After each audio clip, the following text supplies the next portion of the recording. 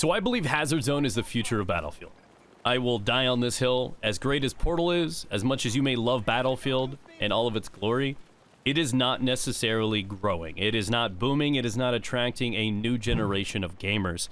But I think Hazard Zone can be that solution, and I think they need to invest in Hazard Zone more than anything else right now.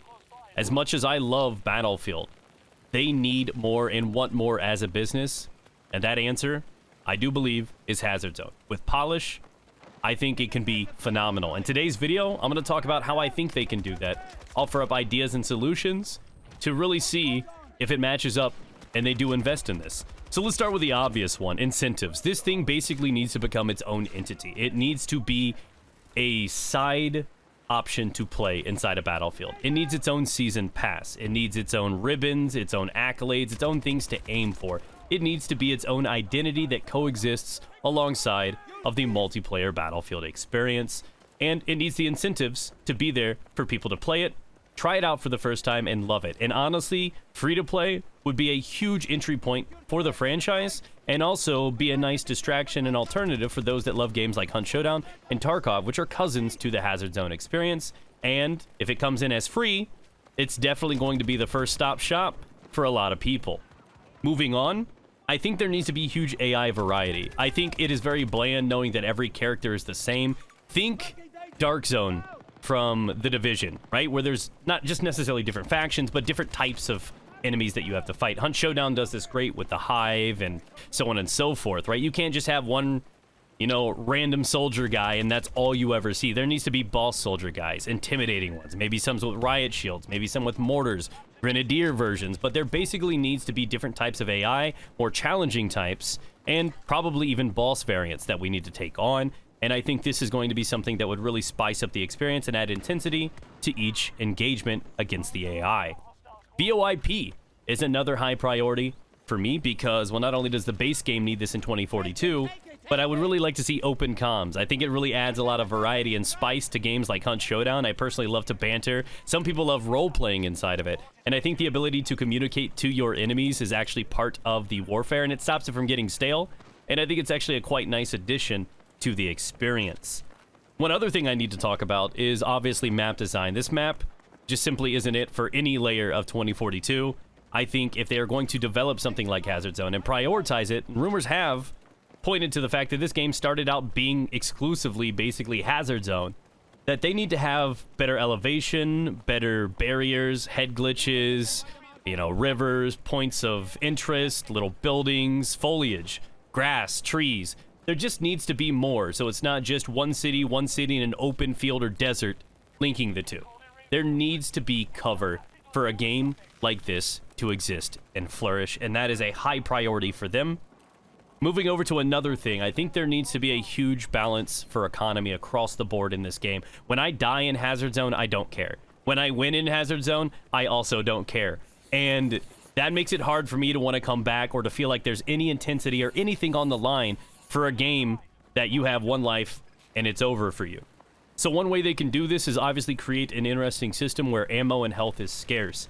As much as I am a fan of specialists, and I know not everyone is, I don't think some of them are healthy for Hazard Zone. Somebody like Dozer, Irish, Casper, they work just fine in this system, and I think it's neat to add a team comp layer for that composition to really matter when you build your squad to go out there and try to take on these endeavors. But when you have somebody like Falk or Angel, which can resupply ammo, health, and things like this, it really disrupts that economy inside of the game and takes away some of that intensity. Do I take this shot? Do I fire? I don't want to waste ammo. Those decisions are stripped from you, and it really takes away the intensity and basically converts it into a BR sort of simple, mainstream, careless approach. And it really loses what really adds flavor to those types of games. Now, on the level of economy, though, to go further, things like body looting need to be a thing as well. When you have an economy system, when there is money involved and you are maybe on a losing streak, you need to come in with bare bones experiences. You may not have the scopes that you want. You may not have the ammo that you want or the sniper that you can afford. So the idea of being able to loot a body that has been killed is great. You can take their guns, maybe salvage some of their ammo. Things like this are healthy. We see this in other BRs. We see this inside of games like Hunt Showdown. And I really like the idea that because if you come in with a bare bones or very limited and restricted loadout, and you're at a disadvantage, if you kill a team that is better geared then you can basically siphon that from them, take that from them, and be better off in your next fight. And I think that adds a nice layer as well to the game. And the weapon shopping always controls the pace as well. So I think there is just really a lot of things that they can take from experiences like Hunt Showdown and implement them in this game. Add that intensity layer, make sure that there is real pain behind loss. They already have a very simple idea behind, like, if you get a win or you get a win streak, you get like an extra trait or something you can unlock. And that is very similar to what Hunt Showdown does, but in a far more simplified and honestly embarrassingly weak system. If they can add more depth to that and really improve that layer so that winning feels good and you want to win and you really don't want to lose those traits or those advantages, that would be phenomenal. That's what they need to aim for. So they do have some of these ideas in there. They're just very simple and need to be expanded upon.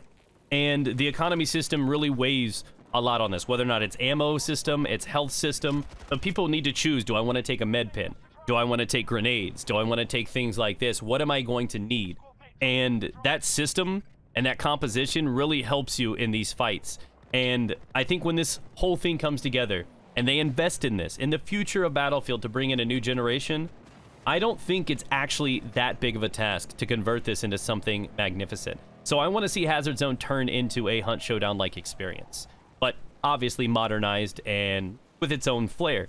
I do want to see systems like this. I want to see enhanced AI. I want to see great loot to chase after. I want incentives. I want perks for when I do well, and I want to be punished for when I don't do well. That's just the way these games work, and I think that's what makes them so attractive to the gamers out there nowadays. I think the future are games like Tarkov and Hunt Showdown. BRs are fading. These are very similar experiences to traditional battle royales, but they have objectives in the play.